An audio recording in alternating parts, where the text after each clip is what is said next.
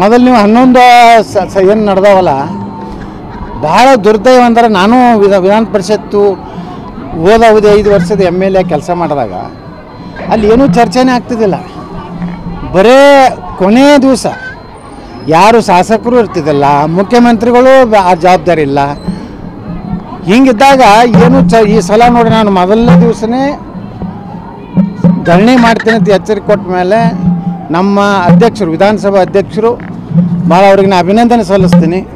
ಯಾಕಂದ್ರೆ ಅವರು ನನ್ನ ಮಾತನ್ನು ಒಪ್ಪಿ ಮೊದಲ ಅಜೆಂಡಾದಲ್ಲಿ ಉತ್ತರ ಕರ್ನಾಟಕ ಚರ್ಚೆಯನ್ನು ತೊಗೊಂಡ್ರು, ಬರ ಮತ್ತು ಉತ್ತರ ಕರ್ನಾಟಕ. ಆದರೂ ಎಲ್ಲ ಸಾಕಷ್ಟು ಏನು ಮಧ್ಯದಲ್ಲಿ ಯಾವ್ಯಾವ ಬಂದು ಆದರೂ 3 ದಿವಸ ಚರ್ಚೆ ನಡೆದದು.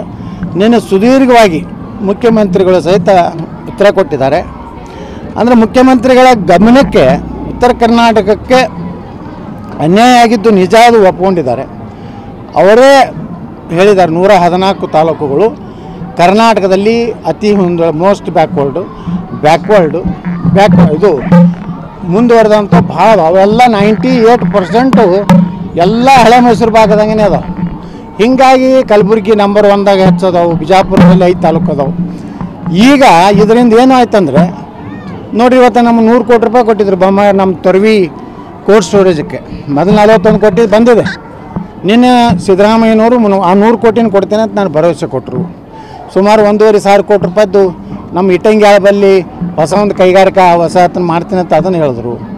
ಕಲಬುರಗಿಗೆ ಹೇಳಿದ್ರು. ರಾಯಚೂರಿಗೆ ಹತ್ತಿ ಇದ್ರ ಮ್ಯಾಗಿನ ಉತ್ಪಾದನೆಗಳ ಒಂದು ಕಾರ್ಖಾನೆ ಮಾಡ್ತೀನಿ ಅಂತ ಹೇಳಿದ್ರು. ಬೆಳಗಾವಿ 2,500 ಎಕರೆದಲ್ಲಿ ಅಲ್ಲಿ ಕೈಗಾರಿಕೆಯನ್ನು ಬೆಳೆಸ್ತೀನಿ ಅಂದರೆ ಇದು ಒಟ್ಟಾರೆ ಚರ್ಚೆ ಭಾಳ ಫಲಪ್ರದ ಆಗೈತಿ. ಮುಖ್ಯಮಂತ್ರಿಗಳು ಸಕಾರಾತ್ಮಕ ಉತ್ತರ ಕೊಟ್ಟಿದ್ದಾರೆ. ಅವರು ಏನು ಬೇಕು ಕೊಟ್ಟಿಲ್ಲ. ನಾವು ಅವ್ರಿಗೆ ವಿನಂತಿ ಮಾಡ್ಕೊಂಡು ಅವರು ನಮ್ಮ ಸಮಾಧಾನ ಇದೆ. ಒಟ್ಟಾರೆ ಚರ್ಚೆ ಪ್ರಾರಂಭ ಆಗಿದೆ ಉತ್ತರ ಕನ್ನಡ.